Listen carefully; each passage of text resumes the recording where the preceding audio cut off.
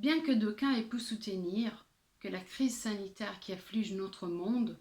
ne pouvait rien relever ou révéler de ce monde même,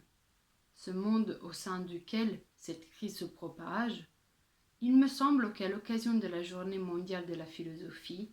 il serait nécessaire de rappeler que celle-ci, la philosophie, se doit de coupler deux attitudes inséparables, l'une d'étonnement, l'autre d'analyse. Un mouvement circulaire devrait alors s'instaurer entre ces deux moments, entre le moment, disons, passif, celui de l'étonnement, lorsque le monde se met en relief sous nos sens, et le moment, disons, actif, celui de l'analyse,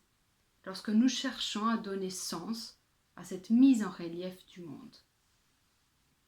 Si le moment analytique ne s'apprête pas à faire suite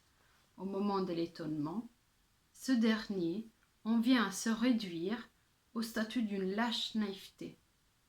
Et c'est précisément cette lâche naïveté qui fait en sorte qu'aujourd'hui, une grande partie de la population ne parvient pas à accepter avec responsabilité l'urgence sanitaire qui affecte le monde. Cette responsabilité même qui nous demande de suspendre nos vies,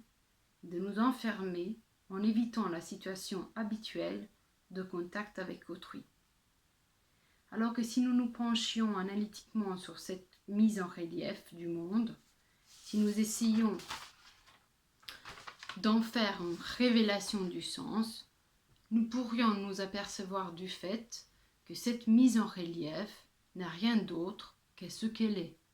à savoir la manifestation de certains traits saillants de notre manière actuelle de faire ou de ne pas faire monde collectivement. Manière qui était là bien avant le virus, bien avant cette même mise en relief. L'étonnement n'est alors rien d'autre qu'une chance, la chance d'une mise à jour du sens,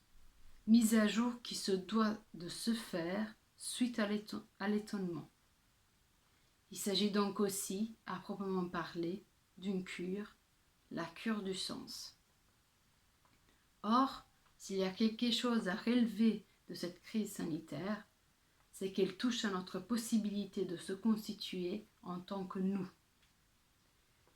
nous indiquant ainsi la présence, en quelque sorte, en avant de cette crise, de cette pathologie proprement relationnelle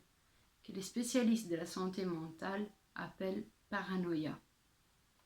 D'aucuns ont alors pu affirmer que cette crise met en relief les traits saillants d'une société paranoïde, société dans laquelle une menace interne, inexprimable, est projetée sur l'autre, lequel en vient à incarner le danger, voire le mal. C'est au sein de ce type de société, en effet, que peuvent pulluler, d'une part, les complotismes dont les voix sont transmises au travers la caisse de résonance des réseaux sociaux, et d'autre part, les lanceurs d'alerte des dérives autoritaires du confinement. Lanceurs d'alerte dont les voix sont transmises par les mêmes moyens, les réseaux sociaux donc, mais tout en se méfiant de ces moyens mêmes, en ceux qui sont exploités par les dispositifs de contrôle.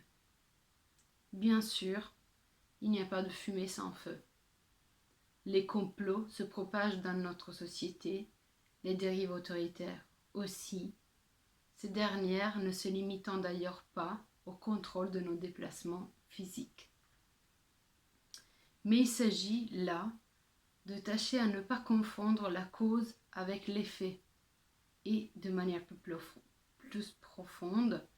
à se situer bien au-delà de la recherche des liens de causalité. En effet,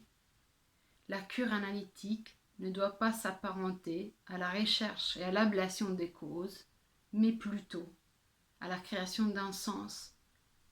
nouveau qui doit alors émerger de notre prise en compte de la crise en vue non seulement d'apaiser la souffrance,